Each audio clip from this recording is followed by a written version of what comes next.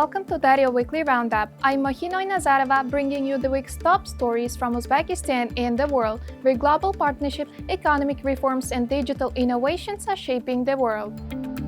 Uzbekistan and the United States are strengthening their investment and trade ties. During President Shavkat Mirziyoyev's high-level visit to Washington, D.C., Uzbekistan and the United States signed a joint investment platform agreement, marking a major step in deepening strategic cooperation between the two countries. On the visit, President Mirziyoyev met with the U.S. officials, including Secretary of Commerce Howard Lutnick, U.S. Trade Representative Jamson Greer, John Yavanik, President of the Export-Import Bank of the United States, and Ben Black, CEO of the United States International Development Finance Corporation.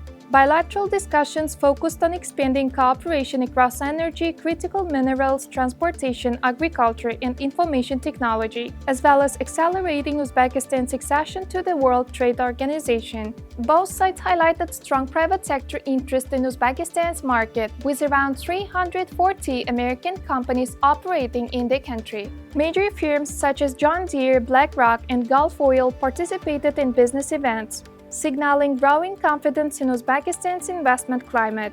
The meeting also included a 3-year $35 billion economic cooperation program designed to support investment, infrastructure development, and growth in priority sectors. Trade discussions further addressed the implementation of frameworks under the Trade and Investment Framework Agreement and strategies to increase bilateral trade. Both Uzbekistan and the United States reaffirmed their commitment to turn strategic dialogue into tangible investment momentum and continue regular high-level and private sector engagement.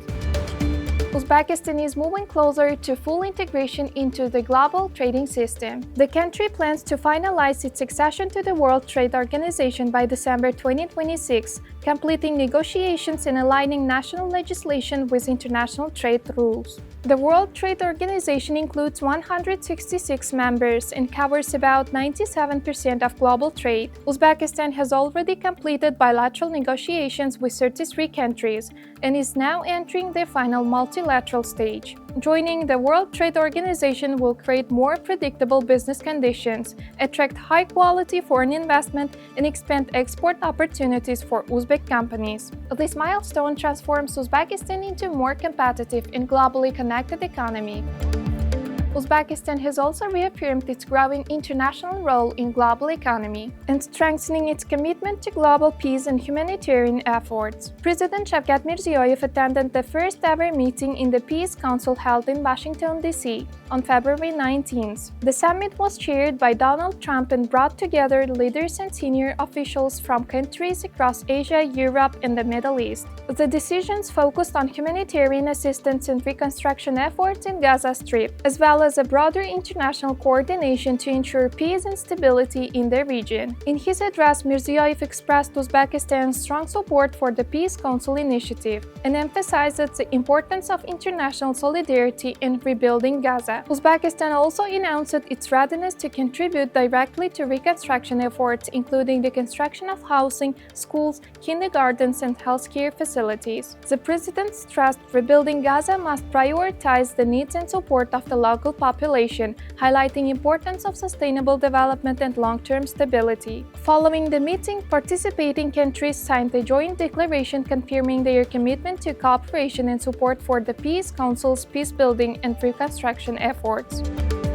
Alongside diplomatic ties, Uzbekistan is translating its international partnership into major economic investment. Uzbekistan has signed the $150 million agreement with the U.S. energy company Gulf Oil to develop a nationwide network of modern fuel stations. The deal was signed in the presence of President Shavkat Mirziyoyev on February 18th, as part of broad efforts to expand strategic investment cooperation with American business. Under the agreement, Gulf Oil plans to open at least 100 American-style fuel stations across Uzbekistan over the next 2 years, each equipped with convenience stores and operating under Western technical and service standards. The project expected to create around 3,000 new jobs nationwide, with each station employing approximately 30 workers. Employees will also receive professional training to ensure high service quality. In addition, the company plans to invest another $50 million in aviation fuel service. supporting domestic and international airlines and strengthening Uzbekistan's transport infrastructure. Gulf Oil also plans to establish a regional operational base in Tashkent, positioning Uzbekistan as a key hub for the company's expansion in Central Asia. This major investment marks an important step in modernizing Uzbekistan's energy infrastructure and attracting global partners to support long-term economic growth. At the same time, Uzbekistan is strengthening its aviation and transport sector.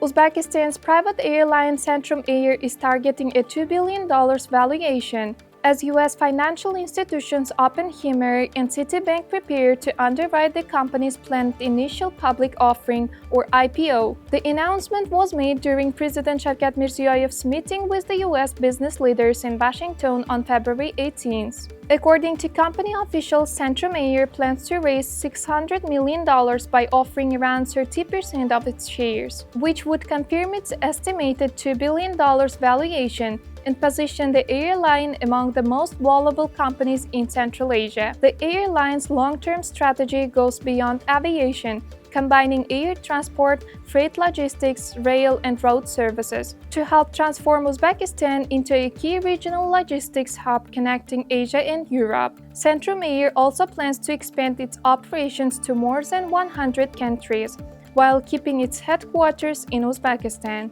The planned public offering marks a major step in strengthening Uzbekistan's private aviation sector and expanding its role in global transport and logistics. In addition to transport and energy, Uzbekistan is also expanding its international role in global industrial chain supply. Uzbekistan has signed a major $1 billion agreement with Traxys, a leading international commodities trading company, to extract and supply critical minerals essential for modern industries. The agreement was signed in the presence of Shavkat Mirziyoyev on February 18th, making a significant step in expanding strategic investment cooperation between Uzbekistan and the U.S. business. The project includes annual production capacity of approximately 150 tons of critical metals, including strategic resources widely used in high-tech manufacturing, clean energy, and defense industries. Traxys has already established cooperation with major Uzbek partners, including Navoiy Uran and the Uzbek Technological Metal Plants, and plans to open a representative office in Tashkent to support long-term operations. The agreement also supports the development of new mining clusters and exploration of black shale deposits, strengthening Uzbekistan's industrial capacity and export potential. The investment momentum continues as Uzbekistan strengthens cooperation with major U.S. companies. On February 18th, President Shavkat Mirziyoyev held talks with the U.S. business representatives, during which several investment agreements were finalized, including a major project aimed at developing Uzbekistan's poultry industry. Among the agreements, Jan Henriksen, CEO of the Aviagen Broiler Breeding Group, announces the establishment of a breeding stock enterprise to support the country's poultry sector. The initiative will form a modern poultry cluster, integrating advanced breeding and production practices. In the presence of the President, Deputy Minister of Investment, Industry and Trade Akram Aliyev and Jan Henriksen signed the formal agreement. The project, valued at approximately $40 million, is designed to produce up to 4.5 million chickens annually. 88-hectare land plot allocated in June 2025 will accommodate breeding facilities, production units, and related infrastructure. Uzbekistan is also deepening cooperation with its closest regional partner. Tajikistan's President Emomali Rahmon met with Uzbekistan's Prime Minister Abdullah Aripov in Dushanbe to expand bilateral cooperation across key sectors. Both sides highlighted growing trade, investment, and collaboration in industry, energy, transport, and agriculture, while also supporting strong cultural and humanitarian ties. The talks also focused on upcoming high-level meetings and long-term economic coordination between the two countries. The meeting reflects Uzbekistan's continued focus on strengthening regional stability and economic partnership.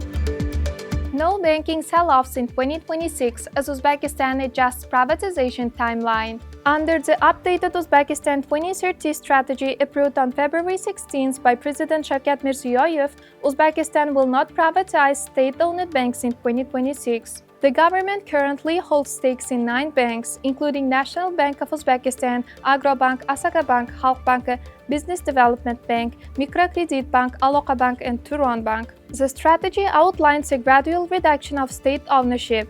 The number of state-owned banks will remain unchanged in 2026, then gradually decrease to 7 in 2027, 6 in 2028, 5 in 2029, and 4 by 2030. In total, 5 banks are planned for privatization, while 4 will remain under state control. The European Bank for Reconstruction and Development is set to acquire a 15% stake in Asakabank as part of its privatization process, with the deal expected in 2026. The final stage of Bank's privatization, also known as Sanoat Kuruluş Bank, is planned for 2025-2026, while privatization of Asakabank, Aloqa Bank, and Turon Bank is projected for 2026 and 2027. The sale of National Bank of Uzbekistan, Agrobank, Mikrokredit Bank, Halkbank, and Business Development Bank is not expected in 2026. In 2028, reforms continue, but Uzbekistan is taking a gradual approach for banking privatization. Uzbekistan is using artificial intelligence to transform its job market. The new Kariyera AI platform launching in September 2026 will connect 1.6 million students and graduates with more than 50,000 employees nationwide. The system will use AI to match candidates with suitable jobs based on their skills, academic performance, and career interest, while helping business find qualified employees faster. The platform also supports national goals to create 1 million new jobs and reduce unemployment and poverty to 4.5%. This initiative represents a major step toward building a modern, technology-driven workforce. Those were the key stories of the week. Thank you for watching Daryo Weekly Roundup. For more news and in-depth coverage, visit Daryo. Follow us on social media.